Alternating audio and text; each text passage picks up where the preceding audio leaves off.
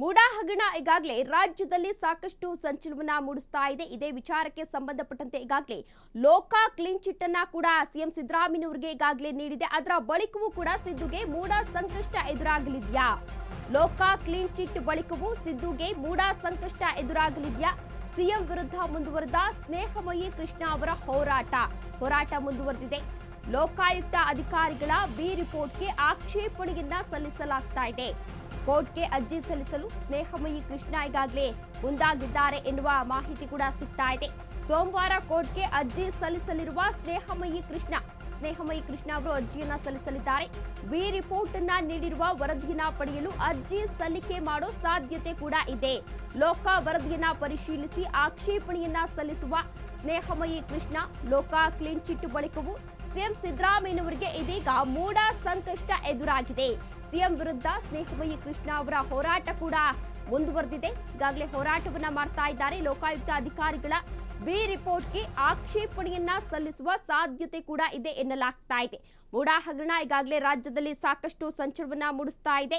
ಇದೇ ವಿಚಾರಕ್ಕೆ ಸಂಬಂಧಪಟ್ಟಂತೆ ಈಗಾಗಲೇ ಸಿಎಂ ಸಿದ್ದರಾಮಯ್ಯ ವಿರುದ್ಧ ಸಾಕಷ್ಟು ನಾಯಕರು ವಾಗ್ದಾಳಿಯನ್ನ ಕೂಡ ನಡೆಸಿದ್ದಾರೆ. ಇದೇ ವಿಚಾರಕ್ಕೆ ಸಂಬಂಧಪಟ್ಟಂತೆ ಸಿಎಂ ಸಿದ್ದರಾಮಯ್ಯನವರು ನೈತಿಕ ಹೊಣೆಯನ್ನ ಹೊತ್ತು ರಾಜೀನಾಮೆಯನ್ನ ನೀಡಬೇಕು ಎಂಬ ಒತ್ತಾಯವನ್ನ ಕೂಡ ಮಾಡಿದ್ರು. ಇದೀಗ ಅದೇ ವಿಚಾರಕ್ಕೆ ಸಂಬಂಧಪಟ್ಟಂತೆ ಸಿಎಂ ಸಿದ್ದರಾಮಯ್ಯನವರು ಕೂಡ ಪ್ರತಿಕ್ರಿಯೆಯನ್ನ ಕೂಡ ನೀಡಿದ್ರು.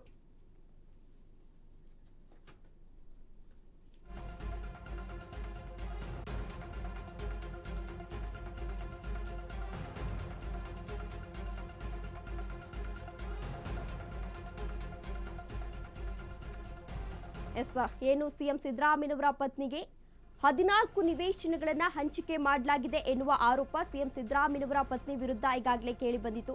ಅದೇ ವಿಚಾರಕ್ಕೆ ಸಂಬಂಧಪಟ್ಟಂತೆ ಸಿಎಂ ಸಿದ್ದರಾಮಯ್ಯ ವಿರುದ್ಧ ಆರೋಪ ಕೂಡ ಕೇಳಿ ಬಂದಿತ್ತು. ಇನ್ನು ಇದೇ ವಿಚಾರಕ್ಕೆ 4 ಜನಕ್ಕೆ ಈಗಾಗಲೇ ನೋಟಿಸ್ ಅನ್ನ ಕೂಡ ನೀಡಲಾಗಿತ್ತು. ಸಿಎಂ ಸಿದ್ದರಾಮಯ್ಯನವರಿಗೂ ಕೂಡ ಈಗಾಗಲೇ ನೋಟಿಸ್ ಅನ್ನ ನೀಡಲಾಗಿತ್ತು. ಇದೇ ವಿಚಾರಕ್ಕೆ ಸಂಬಂಧಪಟ್ಟಂತೆ ಸಿಎಂ ಸಿದ್ದರಾಮಯ್ಯನವರು ಈಗಾಗಲೇ ವಿಚಾರಣೆಯನ್ನ ಕೂಡ ಎದುರಿಸಿದ್ದಾರೆ. ಸಾಮಾನ್ಯ ಪ್ರಜೆಯಂತೆ ಈಗಾಗಲೇ ವಿಚಾರಣೆಯನ್ನ ಕೂಡ ಎದುರಿಸಿದ್ರು. 2 ಗಂಟೆಗಳ ಕಾಲ ಸಿಎಂ ಸಿದ್ದರಾಮಯ್ಯನವರು ವಿಚಾರಣೆಯನ್ನ ಕೂಡ ಎದುರಿಸಿದ್ರು. ಇನ್ನು ತನಿಖೆಗೆ ಆದೇಶವನ್ನ ರಾಜ್ಯಪಾಲರು ಈಗಾಗಲೇ ಸಿಎಂ ಸಿದ್ದರಾಮಯ್ಯ ವಿರುದ್ಧ ತನಿಖೆಗೆ ಆದೇಶವನ್ನ ಕೂಡ ನೀಡಿದ್ರು.